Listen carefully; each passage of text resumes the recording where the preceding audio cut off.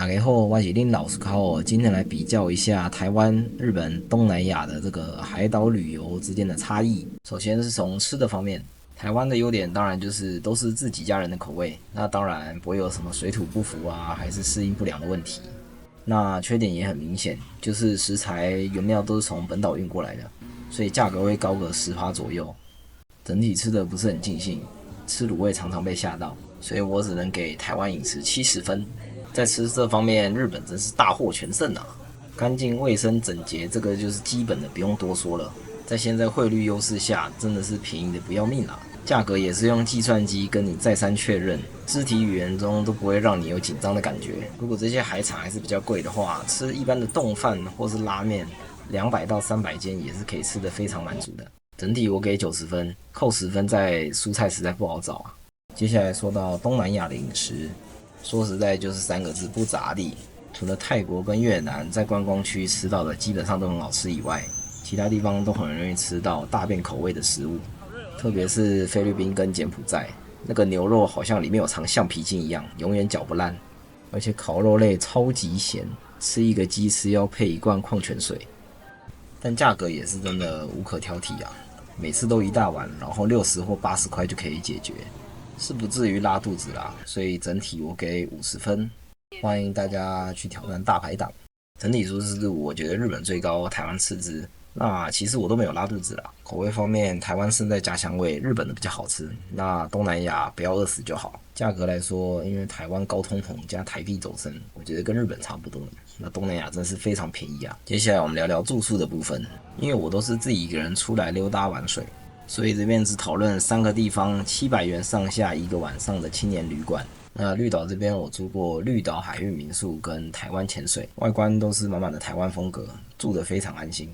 交易厅也是蛮宽敞蛮慵懒的，还有可爱的狗狗。房间隐秘性充足，想干嘛就干嘛，大家都很安静。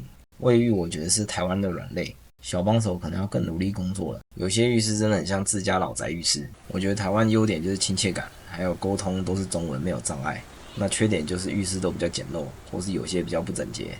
在日本我住了10元的这个海夫民宿，还有那霸的 Kitchen AO。日本的民宿我看都采木质调，温馨风格，公共区域都灯光明亮，比较适合办公。以度假来说，我觉得台湾的慵懒更胜一筹。居住方面隐秘度一定够，但是日本都是超多人住一起的，相对来说进出声音频繁很多。卫浴设备绝对是世界等级的天花板，洗澡间超级干净以外，马桶都是用TOTO，超舒服，然后门超厚，真的是自己的小世界。像是厕所是在外岛上的一个厕所，在台湾早就像被炸过一样，然后要不就没卫生纸。最后最喜欢的就是行李区超级大，台湾真是应该好好学学。然后在爱尼岛，我是住这个 Spin Designer Hustle， 外观很有设计感，老外超级多，服务人员也很亲切，公共区域空间感跟采光都很好，非常慵懒的南洋风。室内都是4人1间房，空间很大很舒适，而且它有超大置物柜，台湾真要好好普及。卫浴方面倒是干净卫生，但就是很容易有坏掉的东西，我也不知道为什么。最加分的第一点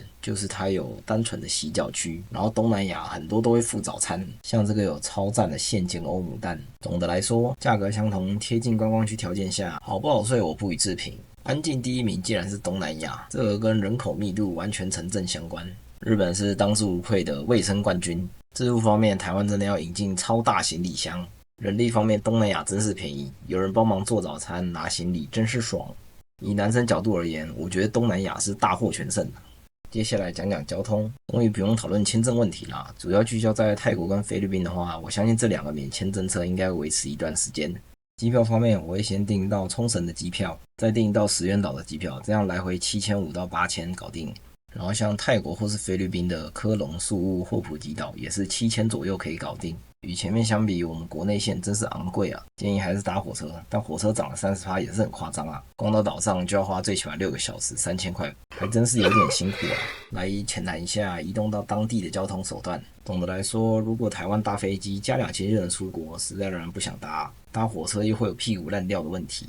那东南亚缺点就是转机的时间都拉得比较长，然后中间又不能去干嘛，因为他们效率太差了，很容易被丢包啊。然后机场给人的安全感跟能消费的东西不多，实在有点无聊。日本在这一块倒是没啥好挑剔的，非常的公道。那小交通部分我就不特别比较了，因为3个地方玩法完全不一样啊。像在东南亚就是疯狂叫车，大概30分钟内都是100块以内随便解决。但是要注意，千万少搭长程巴士或子母车。出了观光区以后的公路真的是非常烂。那台湾大概外岛租机车一天就是300块，我自己是蛮喜欢不戴安全帽、吹吹海风这样一直兜的。然后日本租车一个人不划算，但租机车一个人也要500到600一天，所以最后我都是用它四通八达的那个公车网啊，或是轻轨，一天下来就300-400可以打发掉。单论马路的品质及马路上的安全程度的话，日本当然是第一名，然后台湾次之，再来东南亚最后。接下来谈谈路上娱乐，像绿岛这边意外的还蛮好逛的，走马看花拍个照的地方不少。像我特别喜欢这个人权博物馆，冷气又凉，还可以逛个半天，内容很多，学到不少政治翻得过去或是先民生活的方法。说是在石垣岛上蛮无聊的，除了一个钟乳石洞外，就剩一个5分钟就能逛完的博物馆，还有一些寺庙了。所以建议天气好的话，一定还是要出海去其他岛屿，晒个太阳，坐个牛车，泡泡海水，吃个超好吃的手把，一天就美好结束了。那霸就太降维打击了，所以我在这边就不比较了。菲律宾的路上行程，像市区的或是传统记忆的都非常不推荐，传统记忆都超敷衍，快速带过，然后人造景点都超土炮，看起来超怪，像这个跟这个。真心推荐，也只有出海比较好玩，海资源是真的丰富，沙滩是真的漂亮。路上小总结，千万不要去订东南亚路上行程。接下来聊聊潜水部分。台湾主要以岸潜为主，像绿岛有名的是大白鲨、柴口、石狼，深度不深，珊瑚跟鱼群都蛮多样的。虽然没有大物，但玻璃海也是很够看。没事找个小东西，然后钻个洞穴，一天也美好的结束了。石垣岛有名的是 Manta， 但是我被山头儿滞留台湾搞掉了。所以后来只有去那霸潜了一个青洞，也就当来都来了练习一下吧。东南亚最大优势就是海资源丰富，到处都是超巨大珊瑚，或是跟人一样大的河豚，又或是经典的沙丁鱼风暴，或是 Ocelot 的金鲨，或泰国有很多黑鳍鲨，都很值得喜欢潜水的各位亲自去看看，难度不高。然后来总结一下潜水的部分，价格来说，日本是船潜大概1600，那台湾有分岸潜跟船潜。岸潜大概900，船潜1600。那东南亚就很便宜了，不管怎样潜都是800到1200。像石垣岛就推荐这个会接待外国人的日本人 OG Dive。那台湾价格我也放在这里，不同潜店都大同小异。那菲律宾价格我也放在这里，现在汇率是0.51，真是非常划算。那安全性我就简单用口述的，日本跟台湾装备都很新，而且教练会在行前先确认你有没有问题，像手势啊、沟通之类的。那也会签一个潜水前的安全表。那东南亚就很敷衍了，有时候就只确认一下 BCD 有没有问题，然后迷迷糊糊的就跑到海上了。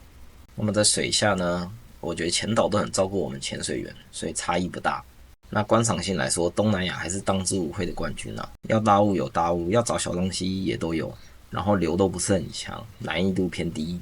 那台湾的优点就是珊瑚漂亮，然后鱼群不少，但大物没有。那日本是有大物，但珊瑚跟鱼形就没那么漂亮。那台湾跟日本有一个很大的缺点，就是潜季的台风特别多啊，东南亚都没有这个问题。总的来说，喜欢吃喝逛的就去冲绳跟石垣，喜欢潜水的只有东南亚这选择啊。那没什么想法又想晃晃的，其实在台湾就很好了。交通在中间，路上景点现在新的也不少，然后吃的也习惯，然后海洋观赏性也有一定的，就是一个非常中间的选择。